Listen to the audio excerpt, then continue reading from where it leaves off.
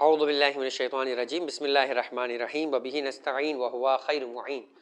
رب اشرح لی صدری ویسر لی امری واحلل عقدۃ من لسانی یفقہوا قولی۔ سامعین کرام، شکار کے مسائل آپ کی خدمت میں پیش کیے جا رہے تھے اور 5 ان شرائط کا تذکرہ ہو گیا کہ جس کے ساتھ شکاری اگر جانور کو شکار کرے تو بغیر ذبح کیے بھی جانور جو ہے وہ ہتھیار یا گولی کے ذریعے سے حلال قرار دیا جائے گا۔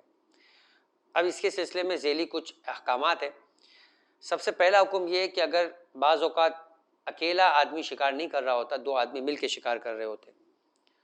اگر ایک شخص شرائط رکھتا ہو اور دوسرا شخص نہ رکھتا ہو اور جانور جو ہے وہ دونوں کے جو ہے وہ شکار کے دونوں کے ذریعے سے شکار قرار پا رہے ہو، تو ایسی صورت کے اندر اگر ایک فرد میں بھی شرائط نہیں ہے، مثلا وہ مسلمان نہیں ہے، مثلا اس نے اللہ کا نام نہیں لیا جان بوجھ کر، یا مثال کے طور پر اس نے جو ہے وہ شکار کی نیت سے گولی نہیں چلائی ہے، تو ایسی صورت کے اندر وہ شکار حلال نہیں ہوگا۔ مسئلہ نمبر 2564 2564 کہ اگر 2 شخص مل کر ایک حیوان کا شکار کرے اور 5 جو شکار کرنے کی شرائط ہے ان میں سے کوئی ایک شرط پوری نہ ہو، تو فرمایا کہ ایک میں ہو اور ایک کے اندر پوری نہ ہو، مثلا ان دونوں میں سے کوئی ایک اللہ کا نام نہ لے اور جان بوجھ کے نہ لے، تو دوسرا آدمی اللہ کا نام لے تب بھی حیوان حلال نہیں ہوگا۔ اگلا مسئلہ یہ ہے کہ جانور کو شکار کیا مگر صرف شکار کرنے کے نتیجے میں وہ نہیں مرا،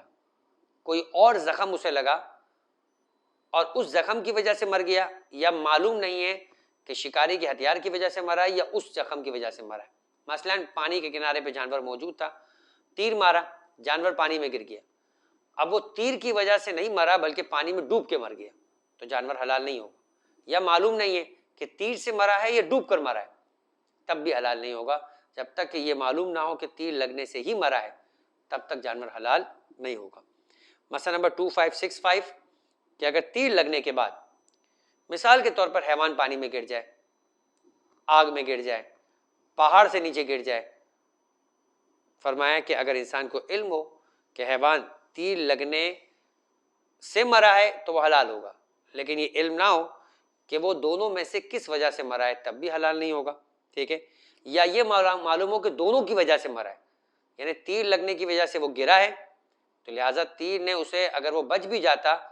تو تیر کی وجہ سے نہیں بچ پاتا، لیکن گرنے کی وجہ سے جو چوٹ لگی ہے اس نے بھی اسے جو ہے وہ مرنے کے اندر ساتھ دیا ہے، تو ایسی صورت میں وہ حلال نہیں ہوگا۔ اور اگر انسان کو علم نہ ہو کہ وہ فقط تیر لگنے کی وجہ سے، گولی لگنے کی وجہ سے مرا ہے، یا گرنے کی وجہ سے چوٹ لگی ہے یا پانی میں گر گیا اس لیے مرا ہے، تب بھی جانور حلال نہیں ہوگا۔ خلاصہ یہ کہ آپ کے شکار کے نتیجے میں اگر جانور گرا ہے، زخمی ہوا ہے اور اسی وجہ سے مرا ہے تبھی وہ حلال ہوگا۔ مسئلہ نمبر 2566 شکار ساری شرائط، شکاری نے اپنی شرائط کے ساتھ جانور کو شکار کیا مگر ہتھیار غصبی تھا۔ غصبی کا مطلب ہے کہ اپنا نہیں تھا اور جس کا تھا اسے اجازت بھی نہیں لی گئی تھی، چاہے وہ غصبی کتا تھا، شکاری کتا جس سے شکار کیا گیا، یا وہ غصبی ہتھیار تھا۔ کہا کہ شکار حلال ہوگا، مالک یعنی شکار کا جو مالک ہے وہ اپنے جانور کا، اپنے شکار کا مالک بھی کہلائے گا، البتہ وہ گنہگار ہوگا بغیر اجازت شکاری کتے یا شکاری ہتھیار استعمال کرنے کے، اور اسے مالک کے راضی نہ ہونے کے نتیجے میں اس کی اجرت بھی اسے دینا پڑے گی جو ہتھیار کے استعمال کرنے کی یا غصبی شکاری کتے کے استعمال کرنے کی اجرت ہو۔ مسئلہ نمبر 2566 اگر کوئی شخص غصبی کتے یا غصبی ہتھیار سے کسی حیوان کا شکار کرے تو شکار حلال ہوگا اور خود شکاری کا مال بھی ہوگا، لیکن اس بات کے علاوہ کہ اس نے گناہ کیا ہے، ضروری ہے کہ ہتھیار یا کتے کے استعمال کرنے کی اجرت بھی وہ مالک کو ادا کرے۔ اس کے بعد اگلا مسئلہ ہے کہ اگر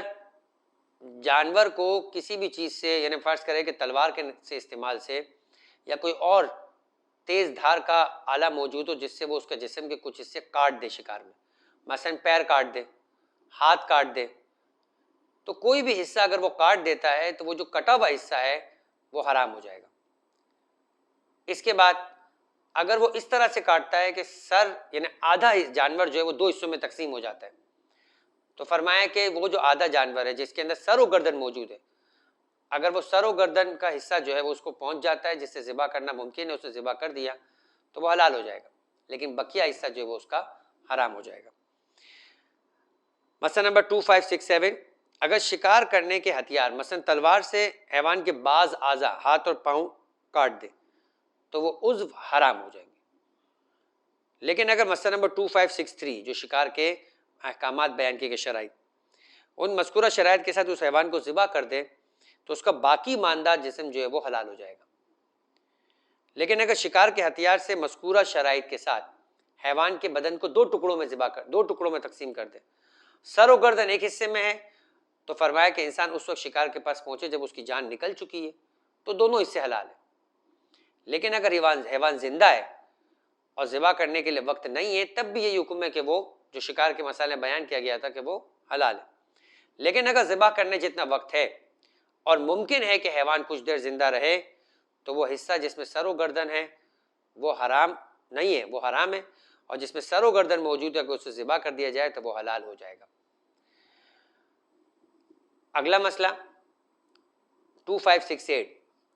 کہ جن ہتھیاروں سے جنہیں ہتھیار نہیں ایکسیپٹ کیا گیا تھا، ان سے اگر جانور کو شکار کیا جائے اور کسی حیوان کے دو ٹکڑے کر دیے جائے، تو وہ حصہ کہ جس میں سر و گردن نہیں ہے وہ تو حرام ہے، ٹھیک ہے، چاہے مثال کے طور پر آپ وہاں پہنچے ہو اور جانور میں جان نہ رہی ہو، یا جانور کو ذبح کرنے جتنا وقت نہ ہو، چونکہ وہ شکار ہتھیار نہیں ہے شکاری، لہذا شرائط موجود نہیں۔ البتہ جس کے اندر حیوان زندہ ہو اور ممکن ہے کہ کچھ دیر زندہ رہے، تو سر و گردن والا جو حصہ ہے اگر اسے ذبح کر دیا جائے تو جانور حلال ہے، ورنہ وہ بھی حرام ہو جائے گا۔